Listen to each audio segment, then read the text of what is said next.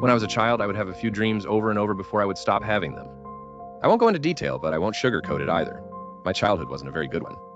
It wasn't the worst, but it wasn't good. I had a lot of stress, and that probably caused most of those types of dreams.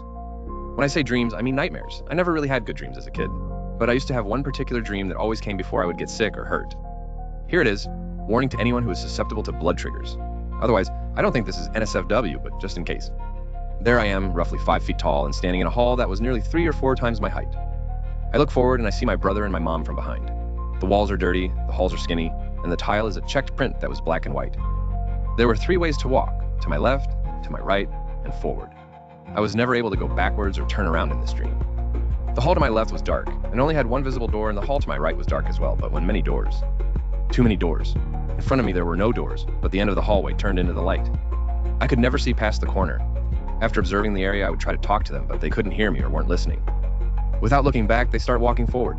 As soon as they take their first step, I am paralyzed with fear. I try to call out to them that something is wrong, but they don't listen. They turn the corner and the light goes dark. Now the light turns red. A man steps out from the light. He is tall and dressed in black. He's so tall that I can't even see his face, and I can feel the rage. He begins to walk towards me. Something in the predatory way he walked towards me would always give away that he was coming to get me, and if I let him, I felt like I wouldn't wake up. I pull and pull and pull and pull until I can finally manage to pull my legs off the floor, and I begin to run down the hallway. I would usually take the hallway with many doors, but on this occasion, I took the one that only had one door. Not at the end, but near the front of the hall. I run in and I hide under the table.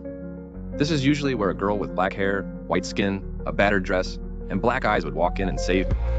That time she did walk in a black dress, but she just watched me from the edge of the room. The man walked into the room and I scooted farther underneath the table I had hidden under. She doesn't bother him and he doesn't seem to even see her. He's tearing things apart as he looks for me. I begin to whisper to her. I'm pleading for her to save me. Please just save me one more time. He walks over to my table and begins to lean down when she says no. And that was all she said. Then I woke up. I woke up drowning in my own vomit. My mother had walked in before she went to work to get me up so I could watch my siblings since our babysitter wasn't a good one. I was in kindergarten. My mother was mortified and rolls me onto my side. She drives me to the ER while I'm throwing up the whole way. My sinuses and everything felt like they were on fire since the stomach acid just kept coming up like I had some endless source. When I got to the hospital, they give me a tray and asked me to wait. When I filled 3 trays in under 10 minutes, they knew it was too serious for me to wait. They give me a bucket. At this point, I'm beginning to vomit blood since I'd run out of everything in my stomach. They rush me in and suddenly start sticking me with needles to sedate me and stop the vomiting. When I'm about to wake up after having been asleep for 2 days on heavy medication, she's sitting on the table above me.